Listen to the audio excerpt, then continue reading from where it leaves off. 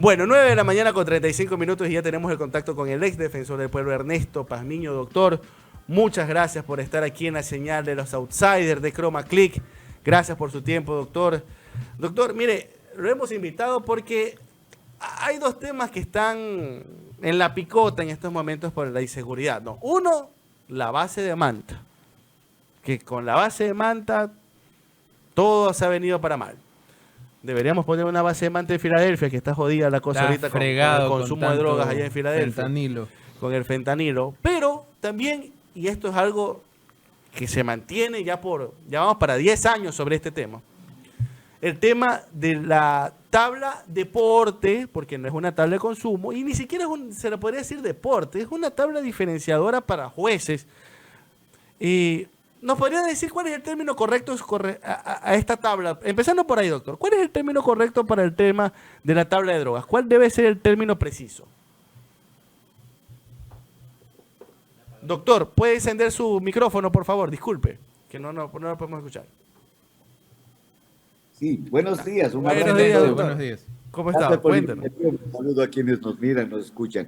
A ver, el término técnico que se utiliza en otros países y que es el adecuado es umbrales de diferenciación, parámetros de diferenciación que son indicativos para el juez para diferenciar entre un consumidor de un microtraficante, para decirlo así. Entonces, a ver, aquí hay algo que es necesario analizar previamente. En su pregunta para que la ciudadanía nos entienda de manera más correcta. A ver, el nivel de inseguridad que está viviendo en el país, el nivel de violencia es ya extremo. Nunca hemos tenido estos niveles tan graves. La inseguridad es el principal problema que tenemos que resolver los ecuatorianos. De lo que antes teníamos en el año 2017, cuando Correa entregó el poder a Moreno, había 5 muertes por cada 100.000 habitantes, era el segundo país más seguro de América.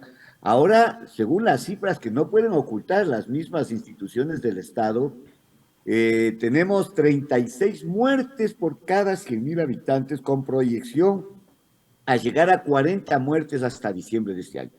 El país que más muertes tiene por 100.000 habitantes era México. México tenía 35 muertos por 100.000 habitantes, es decir, le superamos a México.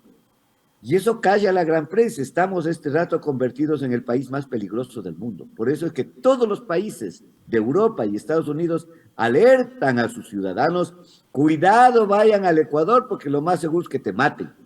Cuidado, vayan al Ecuador porque es un escenario de violencia indetenible. Eso es terrible. Estamos en el mundo entero siendo noticia como un país bárbaro, como un país de peligro. ¿De qué viene esto? Me van a decir, ¿y cómo así recién esto? Hace 8 meses exactamente yo había manifestado y salieron titulares en la prensa que la inseguridad y la violencia es un objetivo político del gobierno de la ciudad. Claro. Algo programado. Y eso lo voy a explicar muy fácilmente en pocas palabras y en pocos minutos. A ver, todo gobierno de derecha tiene como políticas y estrategias, todo gobierno neoliberal tiene como estrategias generar escenarios de crisis, generar principalmente escenarios de violencia. Así sucedió en Brasil con la derecha de Bolsonaro, así ha sucedido en Chile con la derecha de Piñera, así ha sucedido en Colombia con la derecha de Luque, así ha sucedido en México con la derecha de los gobiernos anteriores a AMLO. Entonces son escenarios programados. ¿Para qué? Para ir escalando y finalmente llegar a lo que los sociólogos y los entendidos en los análisis de la sociedad llaman la sociedad del riesgo, es decir, la sociedad del miedo, donde la gente tiene miedo de salir a la calle, donde la gente se encierra en su casa, donde la gente tiene miedo de salir a un restaurante porque lo más seguro es que lo acribillen por matar a alguna otra persona en esta lucha. Y ahí la gente puede justificar un poco que el gobierno sea un poco opresor, ¿no? École, entonces ahí viene la parte más represiva de la psicología de la derecha. Entonces, ¿qué significa esto? Salen los causantes de la inseguridad, aparecen como salvadores.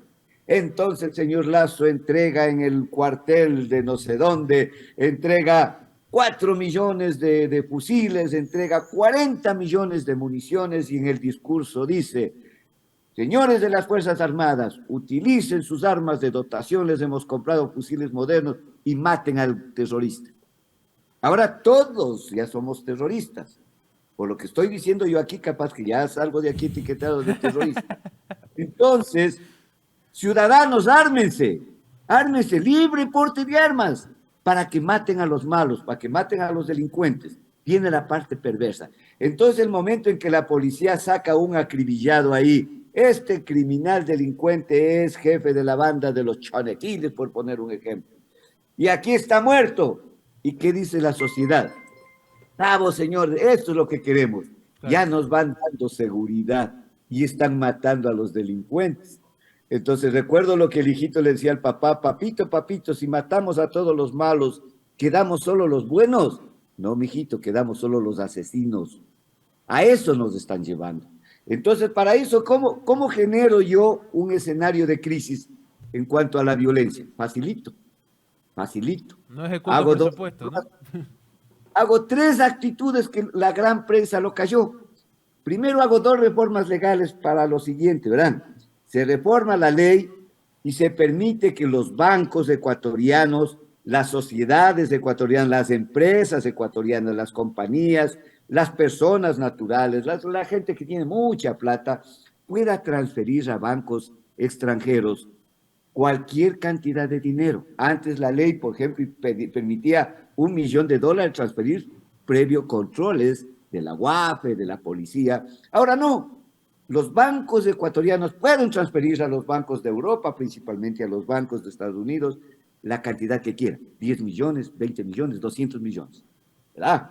Y por otro lado, se reforma la ley para eliminar el impuesto de salida de divisas. Si el señor banquero quería mandar a Estados Unidos 10 millones, pues déjeme el 5% aquí, con eso hacer obra pública. Lo elimina el señor Lazo, quedó en 1%, y ya le escuché anteayer decir: el impuesto de salida de divisas ya lo voy a eliminar totalmente. Entonces, queridos ecuatorianos, transferencias al extranjero en cualquier monto de parte de los bancos y de parte de las empresas. Y por otro lado, 0 pago de impuestos por salida de divisas. Esto generó que el Ecuador se convierta en un paraíso para las mafias narcodelictivas. Entonces vino y se instaló aquí fácilmente la mafia albanesa, ¿no es cierto? La del Gran Hermano, la del Gran Padrino, algo así que se llama. Y la policía lo cayó, porque la mafia albanesa está arriba incrustada, ¿no? En el ejército, la policía y en el poder estatal. Y vienen acá la banda de Jalisco, se instalan acá las bandas colombianas, las bandas del norte de México, porque encuentran tierra fértil para sus negocios. Entonces, el lavado de activos se ha convertido en la principal actividad económica del país para los banqueros, que ganan miles de millones de dólares, para el sector inmobiliario, para el sector alimenticio, para las cooperativas de ahorro y crédito. Mire cómo se arma todo este escenario. Y como ya viene el narcotráfico a instalarse aquí, viene la ramificación de la violencia, ¿no? Vienen los sicariatos, vienen las extorsiones, los vacunadores y los grandes narcotráficos. Para eso, ¿qué tenemos? Un Estado ausente en el control y un mejor al contrario, un Estado permisivo en el ingreso de droga. La droga entra por la frontera, que le quitaron el radar, ¿no es cierto? Le quitaron el radar de la frontera de Colombia, le pusieron en Manta, en el cerro, y lo destruyeron. Y se murió. Entonces, ahora la droga entra facilito por la frontera de Colombia, pasa a Ibarra, a Tulcán, y viene por la única carretera. No hay una red de carreteras que impida un control adecuado en el Ecuador. Una, como dicen en mi tierra, chulla carreterita, una sola, ¿no? Viene de Tulcán a Ibarra, de Ibarra a Quito, una sola carretera. De Quito iba a pasar a Santo Domingo, y ahí han creado las grandes bodegas de almacenamiento. Llega al puerto y del puerto no hay escaños. Lazo dijo que en 100 horas va a poner escaños, después dijo en 100 días, del día de hoy, ¿no? Doctor, le hemos dado el tiempo para hacer un extenso el porqué, para encontrar el porqué. pero hablemos de lo que hay. Y no vamos a negar que en estos momentos el problema del consumo de drogas a la interna es algo grave. Es algo grave. O sea, por ejemplo, no sé si será en su localidad, pero por ejemplo acá en Guayaquil, ya jóvenes consumiendo drogas en las calles es parte del panorama normal. Antes, mi padre, medio en broma, medio en serio, me dice, puchica, cuando yo era joven, el que se fumaba una marihuana tenía que, estaba en espacio público, tenía que irse a esconder detrás de un árbol. Ahora es libre ese consumo, y no solamente de drogas recreativas como la marihuana, sino que ya estamos con drogas que están destruyendo a nuestra sociedad, como por ejemplo la H, que es el residuo, pues mezclado con una serie de químicos que literalmente te perforan el cerebro. Completamente alienante, Ya, completamente exacto. Ahora, dañino. Ese tema ya se vuelve un problema de salud pública. Y de ahí es donde se agarran las personas que critican la tabla, o en este caso, los umbrales que usted mencionaba. Yo le pregunto, y solamente para que tengamos claro con la audiencia, antes de los umbrales, ¿cómo era el tratamiento de una persona que era detenida en la calle y que tenía drogas? ¿Qué era lo que le pasaba? A ver, previo una cosa, el consumo de drogas en el Ecuador y en cualquier sociedad del mundo se debe a que existe mucha droga en el mercado. Es decir, la oferta de droga es enorme ahora en el país, por lo que le acabo de decir, no hay controles en el ingreso ni en la salida de la droga, el lavado de activos es un negocio muy rentable, entonces hay tanta droga en el Ecuador que ya el consumo se ha convertido en algo normalizado en el país. Ya todos vemos lo que antes era asombroso, como usted dice, el papá, ¿qué nos cuenta antes? Imposible. Nos decían el marihuanero, decían, bueno, tantas cosas, ¿no? Era un estigma terrible eso. Y ahora, como que ya se ha normalizado el consumo y, claro, lo más fácil es, la culpa es de Correa, porque él creó una tabla de consumo. No es cierto. No hay tal tabla de consumo. No hay tal tabla de droga. Lo que hay son parámetros para no meter en la cárcel a un consumidor, parámetros para diferenciarle a un consumidor de un microdelito. ¿Qué pasaba antes? A usted le encontraba con droga, no le ven traficando, pero la simple tenencia, de acuerdo al COIP, la simple tenencia ya es delito. Entonces metían a la cárcel a los enfermos, es decir, a las víctimas del sistema del narcotráfico. La víctima del sistema es el consumidor, porque el narcotráfico está ahí para consumir, pues, Claro. la oferta y la demanda. Si nadie consumiera, no habría el negocio. Entonces, ¿cuál es la víctima del sistema del narcotráfico? El consumidor, el adicto. Entonces, frente a eso, las Naciones Unidas, en todas sus convenciones sobre drogas, estableció parámetros para decir que en ningún caso un consumidor puede ir a la cárcel. Frente a eso, la Constitución incorpora el artículo 364, la Constitución, y dice, el tema de adicciones, el vicio, es un tema de salud pública, no del Código Penal, no de la policía. En ningún caso, dice el artículo 364, un consumidor puede ser criminalizado, es decir, no le pueden enjuiciar. Entonces el juez decía, ¿y cómo sé yo que es consumidor y no microtraficante? Se crea el umbral que existe en todos los países. Se crea un umbral que en el Ecuador son mínimos.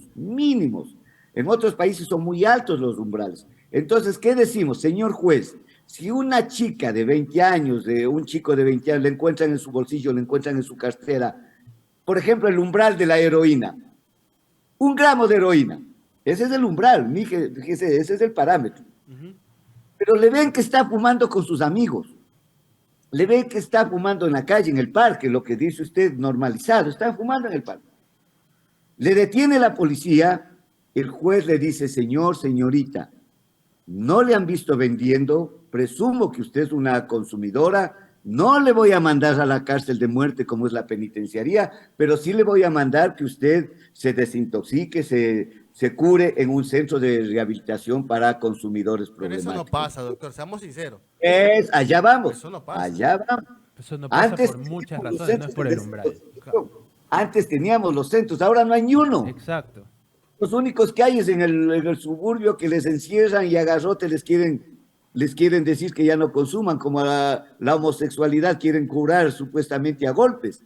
No, entonces ahí viene el problema del Estado Mira, ausente. mira, acuérdate lo que pasó con este muchacho que le decían harta demencia, que él puso su propio centro de Claro, rehabilitación y lo y lo fueron a fueron a atentar. acribillar y Sí, eran Claro, vendedores de. claro, eran vendedores de drogas. Claro. sí.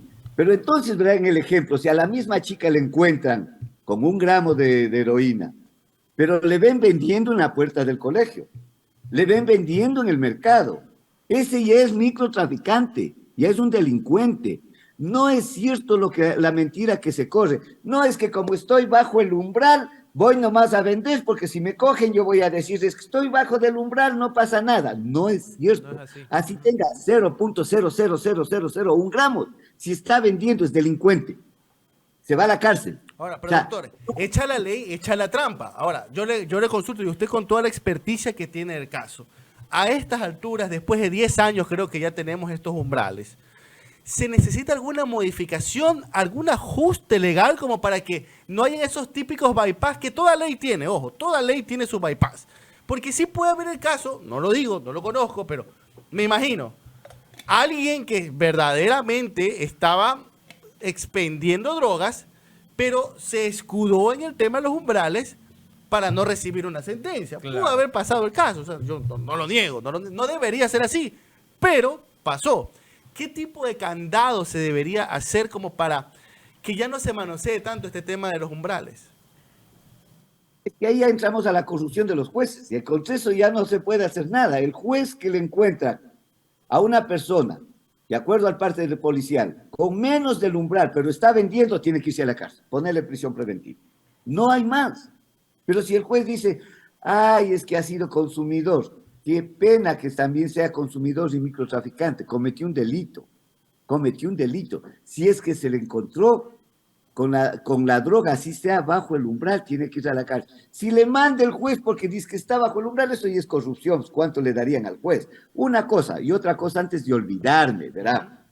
Los umbrales se crean mediante decreto ejecutivo. Oiga esto, Sí. no es por ley. Hace 6 meses yo dije esto y salió Lazo a decir, es que no tengo mayoría en la asamblea. Y ahora dices que no hay asamblea. Farsante, es un mentiroso. Solo es decreto ejecutivo. Si Lazo dice, es que la tabla de consumo que me dejó Correa, O él sea, es le el puede culpable. cambiar si quiere. ¿Por qué no hace el decreto? Yo le doy haciendo en 30 segundos. Guillermo Lazo Mendoza, presidente del Ecuador, decreta, artículo 1, elimínese la tabla de drogas. Ya. ¿Por qué no lo hace? Para culparle a Correa. Claro, él es No un lo hace. creador de narrativas, ¿no? Es un Sí, creador y de cuentos. tampoco lo van a hacer, y cualquier gobierno que venga no lo va a eliminar, porque técnica y científicamente es Necesario. incorrecto eliminar una tabla para no llenar las cárceles consumidores. O sea, es Cuando yo, necesario tenerlo. yo entro, veo en las cárceles el 30% de las personas por droga eran jóvenes consumidores, es decir, los enfermos en la cárcel. ¿Quiénes son estos enfermos? Son la gente de los barrios suburbanos, jóvenes humildes, pobres, porque los ricos fuman detrás de sus mansiones, fuman detrás de los muros de San Borondón, fuman detrás de los muros. Consiguen droga de mayor calidad, pues, No ¿no? caen, lo que caen son estos muchachos sin colegio, sin escuela, sin trabajo, estos muchachos de la calle. A ellos les meten adentro, les meten en la cárcel y adentro les reclutan las bandas, porque son jovencitos, ¿no es cierto? Les reclutan y salen en expertos sicarios, en expertos vacunadores, en expertos extorsionadores, en expertos narcotraficantes, ya salen a formar parte de las estructuras de dirección de las bandas. Entonces, mandar a la cárcel a un consumidor, eliminando la tabla, es volver a llenar la cárcel de enfermos y la espiral inflacionaria de violencia cada vez va a ser más grande porque estos muchachos salen expertos delincuentes. Lo que hay que mandar al enfermo es a que se cure, a que se sane. Y el Estado tiene que crear centros técnicos como se hizo en Uruguay, farmacias públicas con Oiga, psicólogos. doctor, y como para ir cerrando, disculpe con honor al tiempo, doctor, disculpe. ¿Usted es partidario de la legalización de cierto tipo de drogas? Sí, no de la legalización. Estados Unidos legalizó la droga, ¿verdad? Y acá a nosotros nos prohíben que lo hagamos. Sobre la base de Manta, me acuerdo este rato, Colombia tiene 57 bases militares de Estados Unidos en Colombia, 57. Y cada vez Colombia produce más droga, exporta más droga. ¿A dónde va? A Estados Unidos. Facilito. En Estados Unidos el circulante monetario interno anual es de 2.000 billones de dólares. La economía aparentemente saludable de Estados Unidos se fundamenta en el dinero del sucio del narcotráfico y de la venta de drogas, porque en Estados Unidos es permitido cualquier cantidad de marihuana. Entonces, ¿qué es lo que yo propongo ya muchos años? Hacer lo que hizo Portugal, lo que ha hecho Holanda, muchos países nórdicos, y lo que ha hecho nuestros vecinos chiquitos de aquí, Uruguay. No legalizar, sino regularizar. ¿Qué significa regularizar la droga? Le quito la base económica a la mafia, le quito el negocio, deja de ser delito y deja de ser negocio el tráfico de drogas, y yo como Estado distribuyo, verá lo que digo, y así es en Uruguay. El Estado distribuye la droga a los usuarios problemáticos. ¿Cómo?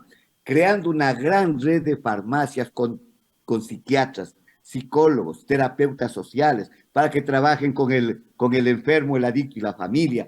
Les dan la droga, si fuman droga fuerte, les van bajando la droga hasta dejarle en marihuana y finalmente terminan sin droga.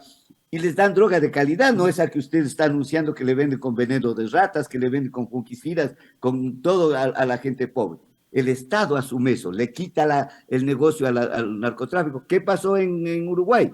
Del 76% de consumo bajó a 22%. Ahora me parece que está en el 12 o 13%. Igual Portugal terminó con un 15% de consumo. Porque lo trató como un problema de salud y no como una cuestión moral. Eso. Entonces, ¿qué se necesita? Voluntad política. ¿Usted cree que un banquero encaramado en la presidencia de la República tiene voluntad política para combatir el narcotráfico cuando el lavado de activos es su negocio principal? No. Claro. Y ahí tenemos 7 candidatos más de los banqueros, 7 candidatos más de Lazo, que no hablan de esto de manera seria, y estos candidatos, si lamentablemente uno de ellos ganara, va a ser lo mismo, fortalecer las redes de narcotráfico, desequilibrar la institucionalidad pública, no habrá control del ejército, ni la policía, ni la UAFE, y continuaremos en el mismo escenario de violencia, con mayor crudeza. Esas son las soluciones. Miren, ¿quieren eliminar la inseguridad? Pues cambiemos la política de lucha contra las drogas. La guerra contra las drogas lo ganó el narcotráfico y lo ganó Estados Unidos. Busquemos otro mecanismo más humano que nos permita eliminar la violencia, el escenario de muertes en el Ecuador, y volvemos a tener ese país próspero, tranquilo, con trabajo, con salud. Como yo digo, no le armemos de armas a los jóvenes, no le armemos de armas a los ecuatorianos. Armémosles de oportunidades a los jóvenes, armémosles de salud, de educación, de trabajo, que puedan ir a las universidades, que no se queden sin estudiar. Esa es la mejor política, la política social y la política de combate efectivo al narcotráfico. De ahí, sabremos. Yo veo solo una opción ahí, que es la que está hablando de estos temas con claridad. Los otros candidatos son extremadamente lacistas y no van a hacer nada. Muchas gracias al doctor Ernesto Pazmiño, ex defensor del pueblo, con quien hemos hablado sobre esta problemática, ¿no? Sobre el tema del consumo de drogas, sobre qué son los umbrales, para qué sirven y por qué hasta el día de hoy, a pesar de que fue promesa de campaña, no se lo deroga. Por algo será, ¿no? Porque ha de haber gente consciente, ¿no? Todavía en el Estado que le dice: no cometas esa estupidez. Es necesario. Sí. ¿No? Bueno, doctor, muchísimas gracias por estar aquí en los Outsiders. Tenga buen día. Un abrazo. Cuídese, doctor. Bueno, gran programa. Gran programa.